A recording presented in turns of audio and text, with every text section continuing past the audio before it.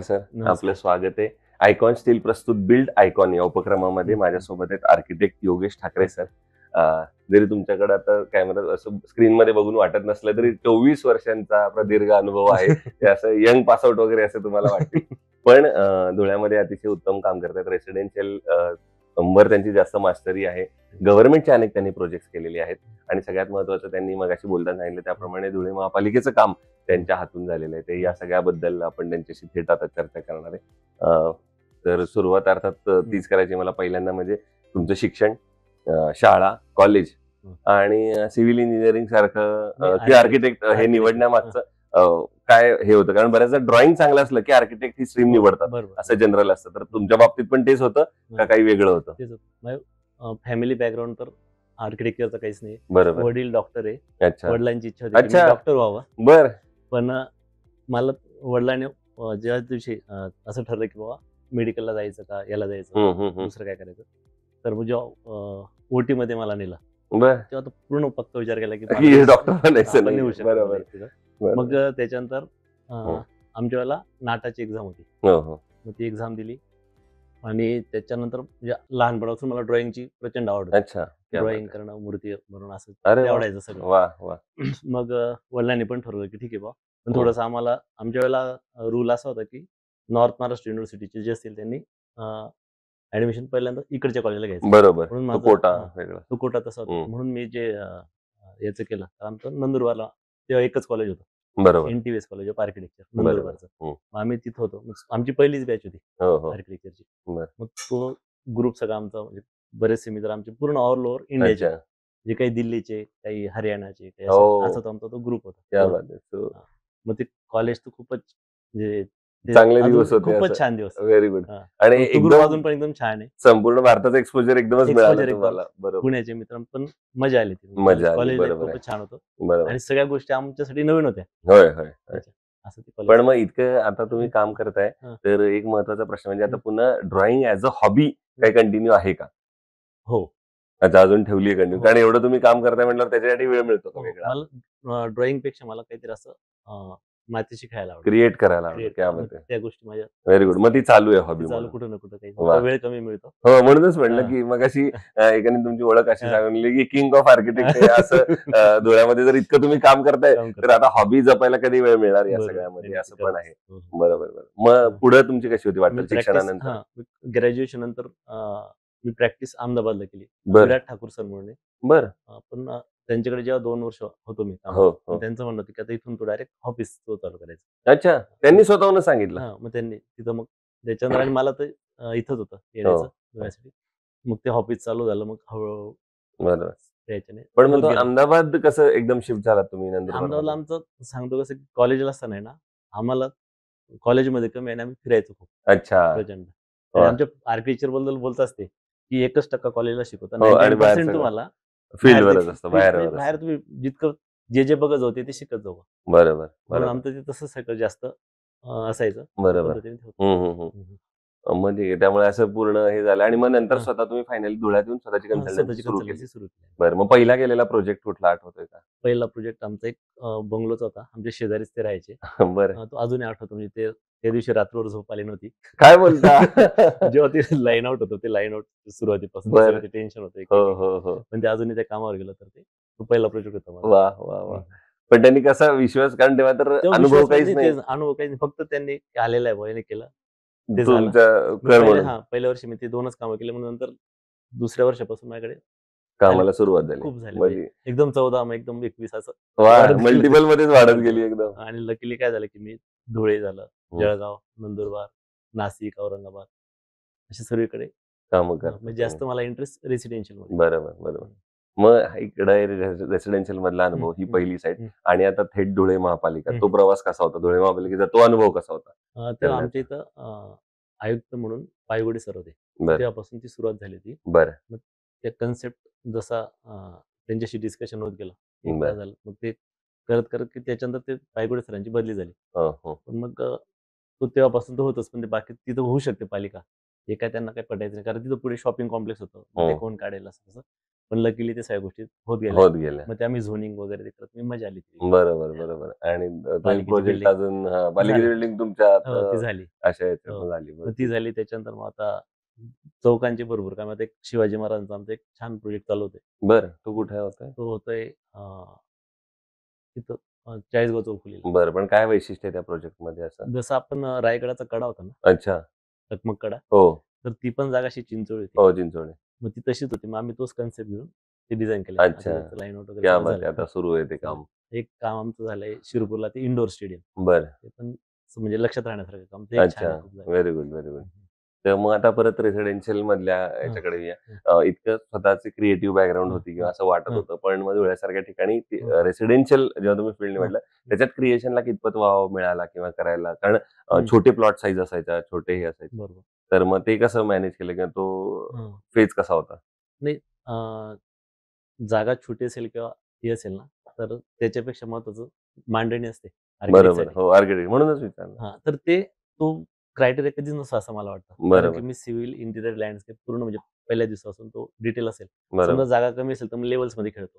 अच्छा. तर माझं ऑफिस पण मी तसंच केलेलं आहे. अच्छा. 3 लेवल्स मध्ये आपण केलं तर ती गोष्ट ऑटोमॅटिक होते. इम्प्लिमेंट बाहेर पण करू मग शकतो. तिथं तुम्ही नॅचरल लाईट कसं घेता, बाकी बरोबर. गोष्टी कसं करता, असं एक बरोबर. करत गेलो.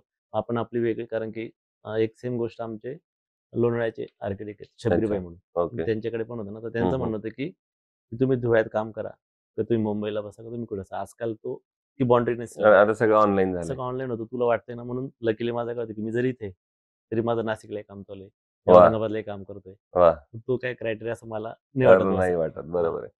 मग स्वतः आर्किटेक्ट असल्याना नंतर तुम्ही इंटिरियर आणि लँडस्केप मध्ये पण काम करता. मग तेव्हा काही वेगळा कोर्स केला किंवा पुन्हा काही शिकलात किंवा आता काही वाटतंय शिकावं असं इतक्या वर्षानंतर? हो, नाही, आता जे माझा लँडस्केपचं सांगितलं ना, तर लोणावळ्याचं जे मी तुम्हाला हो सांगितलं, हो. तर माझी फ्रेंड आहे ती स्वाती म्हणून. मग त्यांच्यासोबत कोऑर्डिनेशन करून आम्ही ते काही गोष्टी सोबत केल्या. बरं. आणि काही जे रेग्युलर असतात मग ते त्यांच्या मदतीने आम्ही ते बरोबर. करत असतो. अच्छा. आणि इंटिरियर तर आमच्या याच्यात असतंच. होय, आम्ही होय. 5 वर्ष तेच शिकलोय बरोबर. आर्किटेक्चरमध्ये. लँडस्केप तसा आम्हाला एक विषय होताच, पण आज जास्त विषय आवडीचा आहे आर्किटेक्चर जो आहे ना. बरोबर. म्हणजे आम्ही फक्त पॉकेट्स कसे तयार करत जातो, मग त्याच्यात परत टेक्निकल काही मदत वाटली तर आम्ही त्यांची घेणार. त्यांची करतो. बरोबर. येणाऱ्या काही वर्षांमध्ये आर्किटेक्ट या फील्डचं भवितव्य किंवा भविष्य काय सांगाल?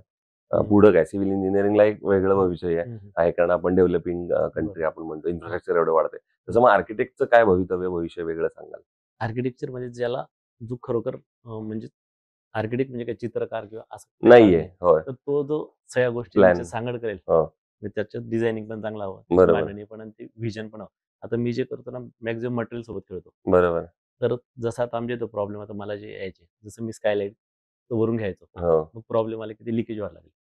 मग त्याच्यावरचं सोल्युशन, मग ते एक सोल्युशन केलं, फेल झालं, दुसरं केलं. आता जे मला वाटतं की आता जे आम्ही केलं की ते आता मागच्या 8 वर्षापासून तो प्रॉब्लेम सॉल्व्ह झाला. अच्छा. सेम गोष्ट समजा आता प्लायमध्ये होता, आपण प्लायला टर्माइटचा प्रॉब्लेम येतो. मग त्याच्यावरचं सोल्युशन केलं की आम्ही काहीतरी स्टोन मध्ये इव्होल्युशन, असं करत करत मग ती गोष्ट जो त्याच्यावर करेल, मग त्या गोष्टी होतात. आणि जो याच्यात राहील त्याला तो नाहीच, म्हणजे आर्किटेक्चर असेही खूप कमी होत आहेत. अच्छा. म्हणजे जर तुम्ही ओव्हरऑल बघितलं, आता माझा मुलगाही आर्किटेक्चरला आहे. अच्छा.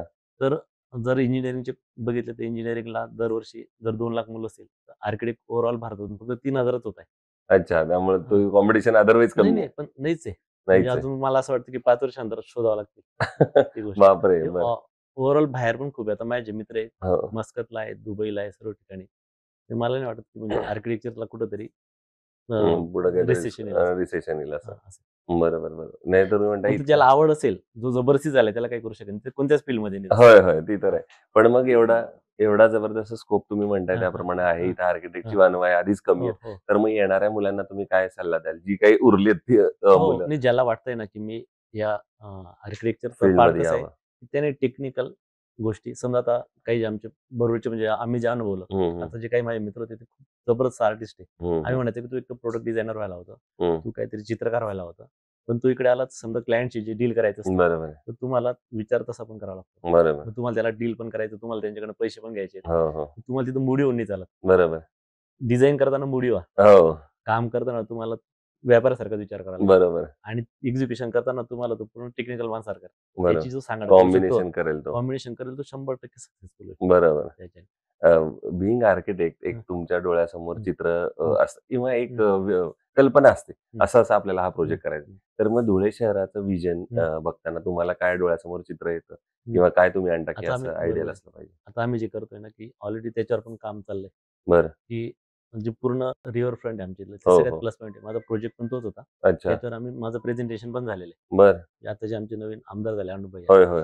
आपल्याच फील्ड मधले हो, हो. तर मग त्यांना जे आम्ही दिलं ना, पूर्ण नदीच्या दोघं बाजूने डेव्हलपमेंट. क्या बात आहे. मग ती जर झाली, तर धुळ्याचे आमचे सगळेच प्रॉब्लेम सॉल्व्ह होतील असं सॉल्व्ह मला होतील. वाटतं. बरोबर. पहिले अनिल अण्णांना पण आम्ही तेच सांगितलं होतं. बरोबर. आता तर ऑलरेडी रस्ते झाले आहेत. होय. पण त्याच्यात सगळा जो पार्ट आहे तिथं डेव्हलपमेंट झाली. बरोबर. तर तो सगळ्यात मेजर तो पार्ट एक आहे. वेगळा होईल. म्हणजे हे सगळे टुरिझमच्या फेरीवाले. अँगलनं पण त्याला हो, खूप मोठी म्हणजे चालना फेरीवाले समजा जेवढे धुळ्यातले ते असू द्या, दुसरे असू द्या, सगळे तिथं आले तर ऑटोमॅटिक सगळी गोष्टी संपून जातील. तिथं येतील. आणि याच्यावर आम्ही प्रेझेंटेशन पण दिलंय, त्याच्यावर आम्ही डिझाईन पण दिलेलं आहे. वा वा वा त्यामुळे बघूया कसं लवकरच तो प्रोजेक्ट येईल. हो, असं. असं मग ठीक आहे. सो आता परत आपल्या फील्डकडे आलं तर मग इतक्या वर्षानंतर केलेला आयकॉनिक प्रोजेक्ट अदर देन महापालिका असं मी म्हणेन की हो. जेव्हा करताना आनंद मिळाला, अभिमान वाटला. असे भरपूर म्हणजे बंगलोंचे तर माझे खूप हा आहेत. पण एखादाच आता जर इंडोर निवडायचं स्टेडियम झालं आहे. तर. समजा ते इंडोर स्टेडियम जे आम्ही केलंय ना, बरं. तर त्याचा आकारच कम्प्लीट वेगळा घेतला आम्ही. बरं. आणि एक जे मला दुःख आहे, म्हणजे ते काम तसं पूर्ण 100% नाही होऊ शकलं, जे हो, आम्ही फिल्म हो. सिटीचं तुम्हाला हो, म्हटलं फिल्म मुंबईचं. सिटीचं. तर तर ते पण आम्ही हेरिटेज एक छान काम झालं असतं, पण अच्छा. तितकं नाही झालं. त्याच्यानंतर मंदिराचं एक आमच्या गावाकडे काम केलं मी, की अच्छा. जे 300 वर्ष जुनं होतं. वाह! मग ते परत आम्ही जसं होतं, मी काहीच केलं नाही. जे 300 वर्ष जुनं होतं, मी परत तसं पोहचून दिलं. जे वाह! फोटो त्याचे होते, या सगळ्या गोष्टी मला असं वाटतं, की त्याच्यानुसार. आपण आर्किटेक्ट झाल्याचा कुठेतरी हा प्लस पॉइंट आहे. प्लस पॉइंट आहे. हो. बरोबर आहे. आणि मग एखादा प्रोजेक्ट असा की जेव्हा काही अडचण आली, प्रॉब्लेम आला, मगाशी तुम्ही जसं सांगितलं हो, की म्हणजे परत याचंच परत काम डिझाईन आहे. बदलावं लागलं. हो, नाही आता जसं आता मी तुम्हाला इंडोर स्टेडियमचं म्हटलं ना, तर इंडोर स्टेडियमने आम्हाला इतकं परेशान केलं होतं, की बरं. तिथं आम्हाला फाउंडेशनच लागत नव्हतं. अच्छा. आम्ही 3 स्ट्रक्चरल इंजिनिअर बदलले. त्याच्यानंतर ते केलं, सगळेच म्हणायचे की ते शक्यच नाही. अच्छा. या जागेवर काहीच होऊ शकत नाही. सगळी रेतीच आहे, रेतीच आहे. बरोबर. पण मग ते एक पुण्याचेच आम्हाला एक मित्र होते आमचे, त्यांचे मित्र भेटले. मग ते अच्छा. करत मग ते काम झालंय. झालंय. पण खूप त्रास दिला त्या कामाने आम्हाला. बरोबर. दुसरं आपण म्हणतो कन्स्ट्रक्शनमध्ये स्टील आणि सिमेंट 2 महत्त्वाच्या हो, हो. गोष्टी असतात. तर मग स्टील निवडताना काय हं. पॅरामीटर्स तुम्ही वेगळे सांगाल की आणि स्टीलच माझ्यासाठी सगळ्यात जो मेजर पार्ट असतो. हो, हो. स्टील जर तुम्ही चांगलं नसेल बरोबर. ती गोष्ट, कारण मॅक्सिमम स्ट्रक्चर स्टीलवरच डिपेंड आहे बरोबर. त्याच्याने. तो पार्ट की त्या पॅरामीटर तर त्याच्याशिवाय म्हणजे स्टीलशिवाय काही होणारच गोष्ट नाही. होणारच नाही. बरोबर, बरोबर. आता जे पण आम्ही कॅन्टिलिव्हर्स घेतो मी, हं. बऱ्याचशा स्ट्रक्चरमध्ये कॅन्टिलिव्हर्स असं ते असतात. जर स्टील चांगलं नसेल तर ती गोष्ट तुमची होऊ एक शकत होऊ नाही. शकत नाही बरोबर. त्याच्यामुळे. पण मग आयकॉन स्टील तुम्ही कुठल्या प्रोजेक्टवर वापरलंय आयकॉनिक का? स्टीलचे भरपूर प्रोजेक्ट चालले. तुमचा अनुभव हो. काय आहे? Icon steel? नाही, आयकॉनिक स्टीलचं तर ऑलरेडी जे आमच्या इथले धुळ्याचे डीलर आहेत, हं, हं. त्यांच्याही घराचं काम मीच केलंय. अच्छा. शिंदे जे आहेत ते. अच्छा. त्याच्यामुळे तर त्यांच्या घराला एक 10 वर्ष झाले. पण मग त्याच्यामुळे याचा जो पार्ट आहे, खूप जशा ज्या दिवशी स्टील आलं इथं हो, म्हणजे हो. त्याला, त्या दिवशी त्यांनी सांगितलं होतं. ओके. म्हणून त्यांचं फॉलोअप छान आहे. त्यांचं प्रत्येक गोष्टीचं हे बरोबर. करणं, डिटेलिंग काही प्रॉब्लेम नसतो आयकॉनिकचा. वाह! आणि भरपूर बंगलोंचे त्याचे कामं व्यवस्थित चालले. व्यवस्थित चालेल. हो. त्यामध्ये.